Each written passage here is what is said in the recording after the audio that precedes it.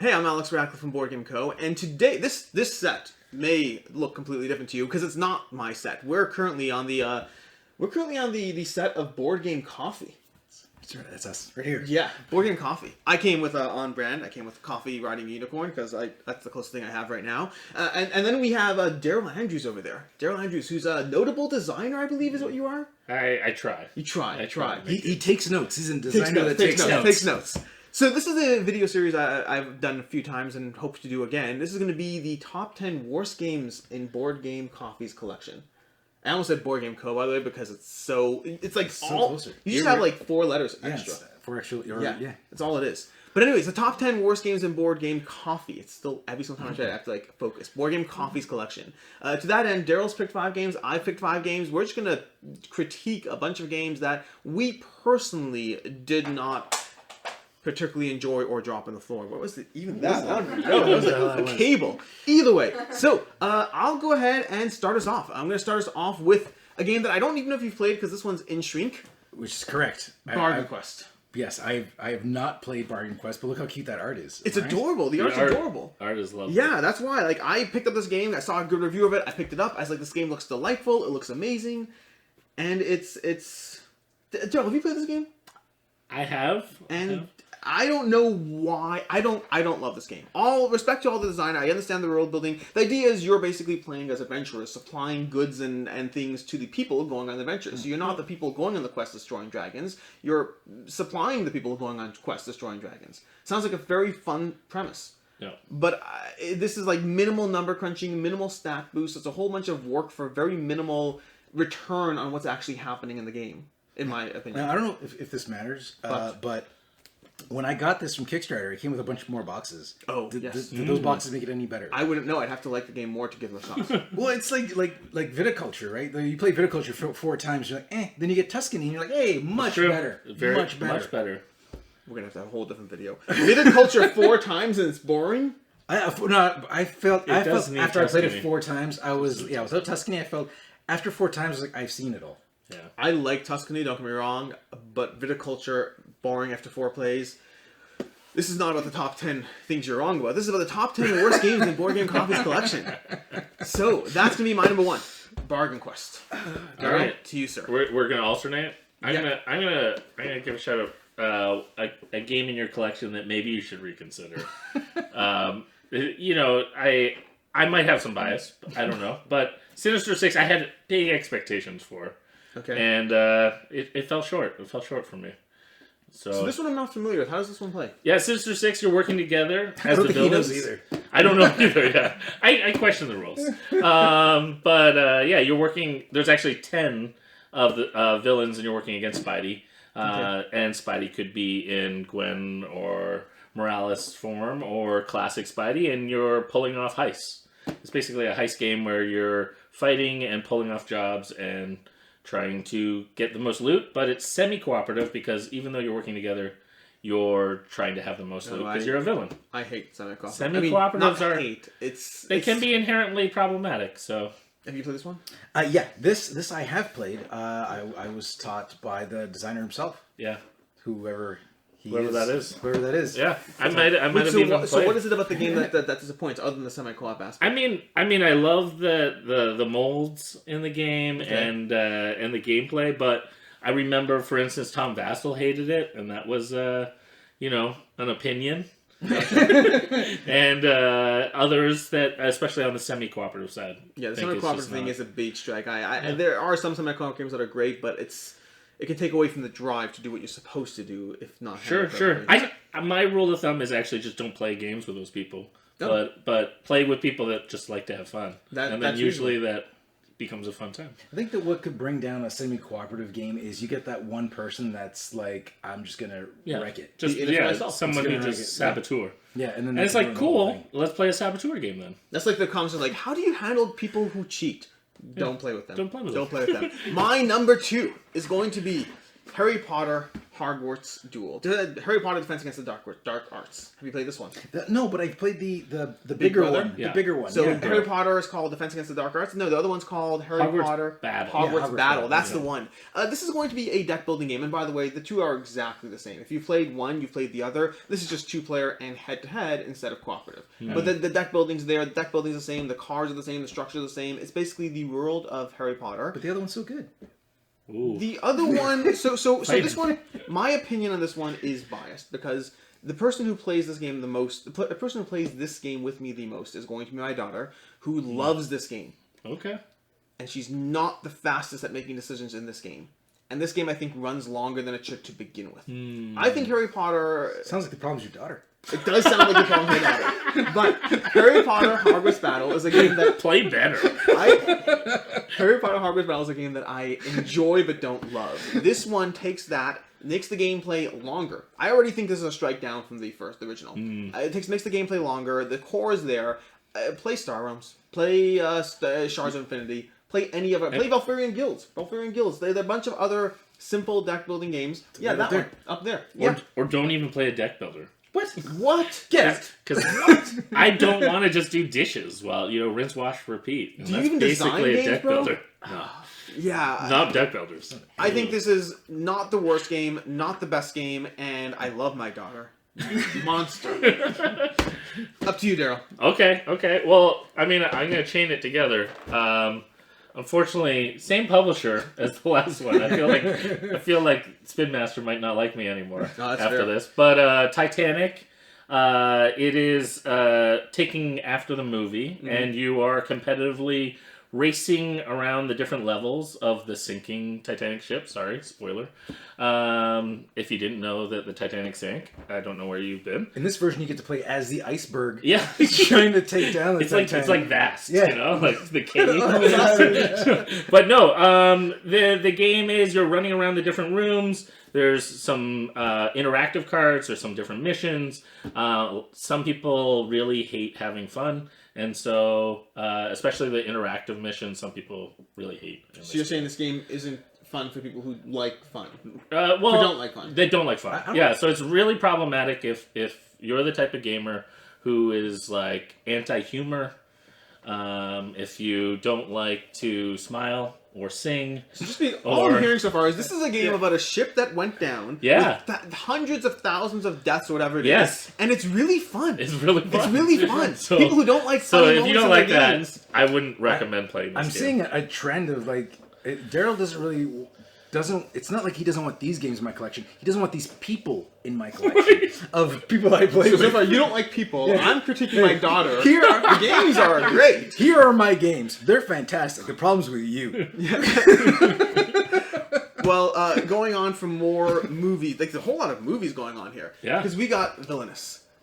All the stuff Villainous. So have you played Villainous? No, Villainous I have. You haven't played Villainous? No, but That's surprising. It's so pretty though. You have like an It's expansion and everything. Super I pretty. got I think the Marvel one. I have that one. Oh, I that one haven't as played the well. Marvel Villainous. Okay, well, I really thought you played this one because you have multiple Villainesses, but I guess you just have the same problem I do. But anyways, Villainous. Villainous is going to be a game all based around the Disney villains, and it's going to be a game that, in my opinion, has like no interesting decisions happening in the game. It's a game that takes too long.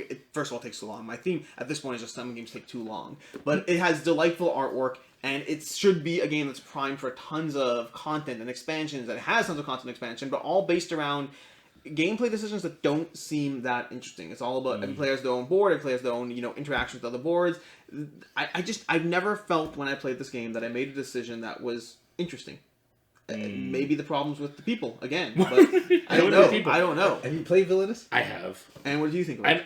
I played it the day I bought it. Well, actually, I didn't buy it. Steven Sauer purchased it at Gen Con. We played it that night, and he sold it that night. And that was our experience. Yeah, that sounds like my experience with it too. I got this game, people were excited about it. I played it. It was not the worst game I've ever played. No. And it has a great IP and great art. The art is incredible. Like, the individual art and, like, the characters. Robin Hood and Little John That's what I walking got, through yeah. the forest. Yeah, it's Playing really a different pretty. game because this one's not here to stay. Yeah, that's my number 3. To you, Daryl. That's fair. Okay, I'm going to go real small. This game, most people have probably never heard of, which is one of its flaws.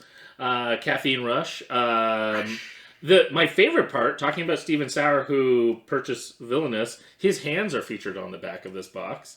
So Steven Sauer, you monster. yeah, they're stunning hands. They're really pretty Were hands. those photoshopped? I mean, he did it, so I don't know. I'd All I'm assume. thinking of is that moment in Zoolander where it's like, I'm a hand. Yeah, he could be a hand model. He could definitely be that. Is that no? Sorry, it was the buddy from X-Files. Yes. Was it? I don't even remember. That was the act. Yeah, same I actor. forgot what his name was. So yeah, so this game, Caffeine Rush, a few major complaints. One is it's 2 to 6 players, but once you start opening the cards out of this box, you can never get them back in. So you're lucky that you have it shrinked because it explodes with cards. It's a legacy game. You get one play out of it, and then you're done. Yeah, there's Move on. 216 cards in Does it here. expand with the So- moisture in the air? Yeah, I don't know what happened, but it's impossible to get them back in. So that's problem number one. Wait, Just wait. the minute you open it. Does it fit sleeves cards? No. It would need to be this size box to fit it with sleeves. But that, and then the other big mistake, which I heard that the designers regret a lot, is all the cards are black and white art, Okay. which they thought was clever, and it's a speed real-time game, and so you... Speed real-time game with black and white art. With black and white art, so Okay. that you would get slowed down and confused. Oh, okay. And the idea was that sometimes you mix like soy milk with like half and half or whatever, like as you're So it's racing meant to through. like really mimic the Starbucks experience. Exactly, and unfortunately, as a speed game, it should just be different colors, different symbols, and you just play really fast. But while they play tested it, they didn't like hearing people be like, "Oh, I need a blue card, I need a green card." They wanted people to say, "I need sugar, I need milk," and those designers learned the mistake that you need to do what people want to have the most fun. Fun fact, I do hear this game is colorblind friendly. There you go. So that's number 3. All right. Call to Adventure. Continuing, honestly, I'm noticing What? a trend here. I'm noticing, have you played this one? Sounds Yeah, like you I played this one. have. Okay, so I'm noticing a trend with the games I pick. I didn't notice this trend right away. I just really don't like games that don't have interesting decisions. But they're beautiful. Call to Adventure is beautiful. I heard about this game. You cast runes, you craft an adventure, a narrative, a story. The runes are Two so small cool. problems. And I have the mat. The mat's nice. Nice. 2 problems and only 2 problems. 1, the story you're crafting doesn't feel like you're crafting a story. Young's your 2, daughter. the decisions you're...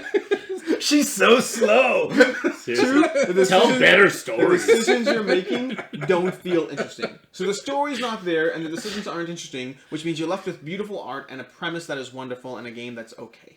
Okay, you know what? I have some comments on this one. Yes. Please. Is first of all, I like playing this game with Chris, who's a member of BoardGameCoffee, Yeah. but I do not like playing it with Brittany.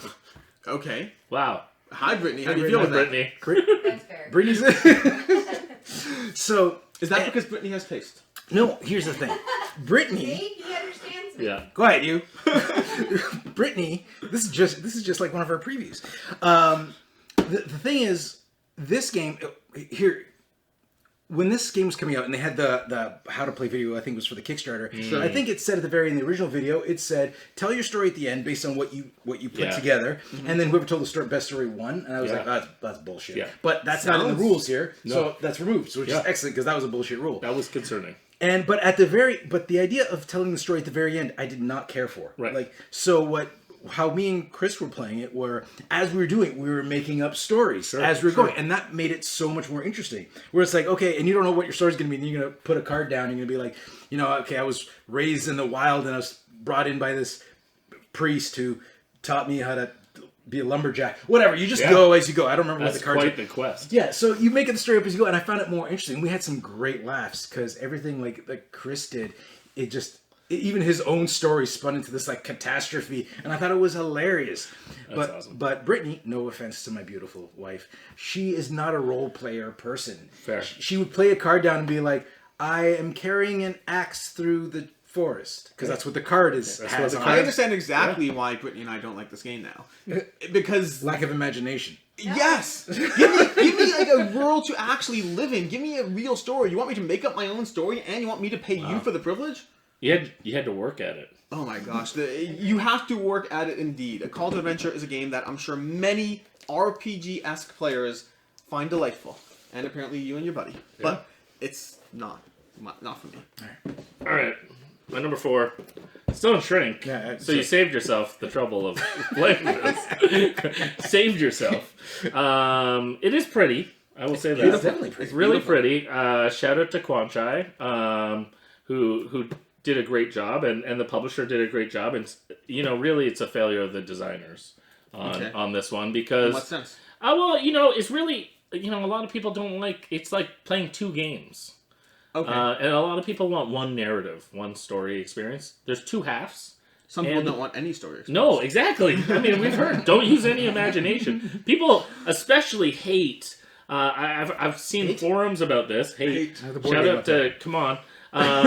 But people really hate that you remove the trees during the last half. The idea is that the leaves fall, and so a lot of people that are like anti cutting down of trees hate that part of this game because they fear the message of this is anti-tree. Do you think the message is anti-tree? I think the designers were trying to communicate that leaves were falling on the ground and you no longer looked at the tree, you looked at the what does the leaves word on the Bosk ground. even mean? Well, a lot of people think it's a Star Wars reference, and it's underwhelming when you find out it's not. Mm-hmm. That there's no Star Wars in this. I've even told people to look for Bosk in the cover that Bosk is hidden there, and I've had friends search for hours, but there's no Bosk. Bosk just means a little wooded area. So interesting. So it's a game that makes people think Star Wars is going to be in it, but isn't. Yeah. And it's about cutting down trees. Yeah. And so it's just a very big letdown. I hear you. This sounds like when Peter was upset that Mario wore a Tanuki suit. That's a common comparison. Which made no sense. That was. Well, I want to play Bosk more now. Not because that sounds bad. Not because I like cutting down trees. So you're like down with the planet, down to the trees. Down They only help us breathe. It's about cutting down trees. Let me play it more. Do you have any more games about destroying the environment? Like all the ones with wooden cubes. I can see where people want to if they want to build something. Right. You want to keep building, and then in the end. Because the first half you're planting them, and so you get to see the forest grow. I guess if you look like photosynthesis, by the end, it's huge. It's huge. Amount of trees, Yeah. I'm now creating a new asymmetric game where two of the players are trying to grow the forest, and the other player is the logging company trying to most efficiently tear it down. Well, it sounds horrific. I like it. I mean, that's too real. Yeah. If you haven't been watching Big Timber on Netflix, don't. Anyways, moving on, we have my number 5 and final is going to be Battle of Legends Volume 1, Unmatched, more specifically. Shut your hole, that game's great. It's okay, there's going to be 15 people, not 15, yeah. there's going to be 50 people in the comments who got your back on this one. Yeah. Unmatched is amazing, right? Yeah. It's great. Yeah. What about it's great? It's such an easy learn, you can just jump right into it and have fun little combats. So is War, tell me about the game is great. War? War, the card game. Not actual war, because actual war is great. So great. Cut the trees down and go to war. You're a monster. I don't know why I should be taking your advice on games at all. And I hate my daughter. Just a bad. Okay, this video is going on your channel. I don't want this on my channel. But playing with Sinbad is awesome. I like all the different powers. Mind you, granted, I don't like playing with every character in all the expansions. Like the Buffy one, I thought was kind of meh. Do you feel like you're making interesting decisions as you play? Sorry? Do you feel like you're making interesting decisions as you play? I think it depends what you think of interesting decisions. For me, I like learning how to use my character's deck to max. Like when I play with Bruce Lee, if I'm just playing the cards as I'm getting them, I'm not getting the most out of that character. But when you learn how to play Bruce Lee and cycle through his cards the way to get the most out of it, then you're kicking ass with Bruce Lee. So I like trying to figure out how can I utilize this character to its potential, how it's designed. And how it's designed, a little secret. It's not like this little book that says, hey, this is exactly how you play with this. Right. Online there is. I don't know. Spoilers. I tried playing this game, and again, I felt like... And again, I'm sure there's ways to min-max. I'm sure there's ways to eventually learn every single character. For me, it was... get the cards, and then play the obvious card for the situation. It didn't feel like there were a lot of interesting choices about holding onto your cards, when to play this card versus that card, or when to try to bluff out each other. It felt like it was a game, but having cool characters with procedural decision-making, and not a lot of interesting things. And no, I didn't play this with my daughter. just for the record. I'd recommend Funkoverse to play with your daughter. I have Funkoverse. I like Funkoverse. I'm prepared to be equally critical, but I haven't played it yet. But yeah. It's fair. It's fair. Great. Yeah, Funko. We played them both a lot at the same time. They came into our worlds at the same time. There was a lot of kind of people being into both at the same time. Yeah, Descar did a whole comparison video comparing the two. Yeah, I think they were great. All right, I got one more. The worst of them all. The worst of them all. I've heard of this game at least. Yeah, this is what I played. Have you played this? Have you played this in your If collection? I play, yeah. Okay. Sorry, I played. Yeah, So so I this is a I'm great sorry game. you played this. What's it called? Sagrada. Yeah, No. already first problem with this game, hard to pronounce. I can't count the amount of people that have said sangria, which I love sangrias Sangria's as great. well, but not the name of the game. Being Portuguese, I read this as Sagrada right away. Yeah. And knowing that, the whole idea with stained glass, and it was like it just fit like the idea Yeah. of the church, and Yeah. so Hearing other people say it before I ever read it, I also pronounced it as Sagrada right away. That's good. That's good because I've definitely heard it the wrong way a lot of times. You'd be surprised how often it comes up in conversation with me. But yeah, so that's my major complaint about this game. Why That's you the maybe name? should remove it from your collection. I've had somebody at work ask me if I wanted to play. I can't remember how they pronounce it. It was like Sagarada or There's Sagrada. I can't surprising remember. And I ways. was like, "What game is this?" Right. And they're like, with the colorful dice. I'm like, I have no idea what you're talking about. Yeah. And they showed me a picture. I was like, "That's Sagrada." Yeah. Or Sagrada. This How is are a game people- where I don't think I've ever played it correctly. I think every single time I've ever played this game, at some point I look at my board and I'm like, Did Daryl teach you? cheated. There is a lot of little like you make the mistake and then you catch it later. 4 turns later, I'm like, and that can't be next to that, Right. or that went on the wrong color. I'm just doing something wrong. But past that, I disagree with you. I think Well, this game is a good game. and the designers disagree on even like what you should do in that circumstance when you discover it. Oh, I like, just keep moving. That's what it is. sometimes like depending on who you talk to, they think you should be more punitive or less, more forgiving. But Oh, there's some. It's not. It's There's they some think you should just debate. remove the die entirely. oh yeah, Oh, that's just. Is this like what level? harsh. Is this like? Are you playing this before or after your Vitala Serta game, or is this meant to like get people into games? I mean they're comparable to Serta games in this, don't you think? I don't know. I think this is a solid gateway choice, and I'd rather people not be fully punished unless they're Unless my you're daughter. comparing to the setup of the Sagrada. Right. You know what thing? I think it was Sagrada is when I learned with you. It Yep. was you had an expansion, at least one in there. Yes. And okay, because you brought the new one before it was out. What was it called? Life. Yeah, Life. So I really Wait, like do you it have with that. access to the new Sagrada stuff? Yeah, for some reason I just keep getting stuff from Floodgate early. Keep sending That's it so over. They just cool. mail. I know people. But we played it with that, and then I taught people with the same expansions. Sure. But then I was like, okay, let me teach you because it was a new person. I'm going to teach you just the base. Right. And I had it handy. I was like, I don't want to have to go get the expansions. Let's teach you just the base. sure. Playing with just the base, I felt like there was a lot missing because I'm so used to Yeah. the whole thing with all the Yeah, you expansions. get used to adding and weaving things Yeah. in, and then it's hard to go back. Yeah, it is. So and I could see like enjoying it when it's base and then growing on it. Yeah. But yeah, starting backwards and then I couldn't go backwards. I Right, couldn't go right. like everything and then go back. So I still when I play it with the expansions. Yeah, and people have strong opinions on which expansions they like more or less. So I think I've only played with the first one. yeah, I think so. I could be wrong. But yeah. Hey, I like to say anything that you like about the game, that's Daryl's fault, and anything you don't like about the game, that's Adrian's fault. Good to hear. Good to know. Yeah. Cool. Well, that has been the top 10 worst games in Board Game Coffee's collection.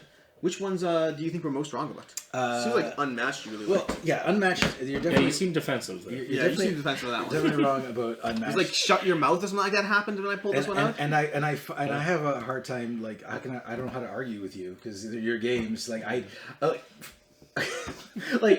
enjoyed playing them. All the ones I played, I haven't played Caffeine Rush or That's Bosk, fair. but That's I enjoy playing them all because I'm a huge Marvel fan. So Sinister Six, Yeah. I'll play. Yeah. You put Marvel on anything and I'll play it. You put it on Absolutely. dice, I'll just roll it for hours.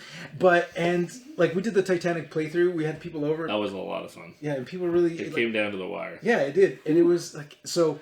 Like I enjoy all these, but I can't say this, but this one, first of all, Quinn, shut up and sit down, Quinn. You know, he said this was great. He did say it was delightful. So so I felt solid about my backing it, and it's Renegade, and I like Renegade, so like I can't comment because I haven't played it. But mind you, I don't always agree with Quinn. I don't think almost ever. But Renegade, I love Renegade stuff, and now we're getting a whole bunch of new stuff. And this thing, the fact that you compare this to the one that me and Brittany really like, but said this one was I streamlined think for it two-player, runs but too it's long. worse. It runs too long compared to other games in the genre. Yeah. Well, I think that's the thing. I'll never complain about a game being too long because Really? we can take any game and make it a 2 to 4 hour game, like anything, because we'll just like truffle pigs, super truffle pigs. Hold on, Oh boy. pull it off the shelf. I really want to try this, but now that so- you've said no. this 2 to 4 hours. No. That's like this is like an easy, fun to play. Pick up and play. You can play with your kids. It's easy. You just have like pigs running around collecting things, trying to fulfill like your cards. We've only played this once so far. And then you can also control the pigs. It's got that, what's it called when you place the arrows? Programming. Programming, yeah. So it's got the whole programming mechanic where you're programming, like, That's you know, fun. where you move things to try to get the wolves to eat the pigs, and you're moving your pigs around. There's wolves and pigs on this. So you're trying to move the wolves. You're programming the wolves against the other player blindly to go eat their pigs, so they can't fill out their cards. So the concept is fairly easy, and you read it, and like, oh, this is gonna be a simple kids game. Then when me and Brittany got to it, it got to the most savage like strategy game. You're like, we're calling each other names. I was like, I swear to God, and we're like, all of a sudden turns to like a chess game, and we're just thinking there. I was like, okay. And you know what cards they have left, because there's a certain amount of programming cards that stay up on the table. So you're like, okay, she has access to these 3, so she can't go up. Yeah. But she can go down, and the board, it wraps around. It wraps. So I was like, if I can get my pig 1 over here, then I think I'm okay. And you're doing all this, you're like, I can only move so many pigs, I can only do so many things. So you got to figure out how you're going to sacrifice it, how you're going to change it. So if she moves this, then I can do this to move the wolf in this direction. And that's awesome. That's what it turned into. So I'm like 100% getting this game based on this conversation. By the way, this sounds delightful. Super graphics. Bicycle games. I think they're on the rise. Our first, we're starting this behind the scenes series, and this was on the first video where I mentioned it was like, after playing On Mars for hours, I need a break. Right. And then we play this, and we made it like like a hardcore 2-hour strategy game. And I was like, I hate you. I can't play with you anymore. not the pigs, Brittany. Yeah, flip a table moment. So. Yeah. Anyways, that's it. That's been it. 10 games that are terrible, and 1 game that I really want to get. Just one. Yeah. The rest of your collection's okay. From Bicycle. Yeah, from Bicycle. In any case, I'm Alex Radcliffe from BoardGameCo. Mark Maya from BoardGameCoffee. I'm Daryl Andrews, and from nowhere. And have a good one. From nowhere.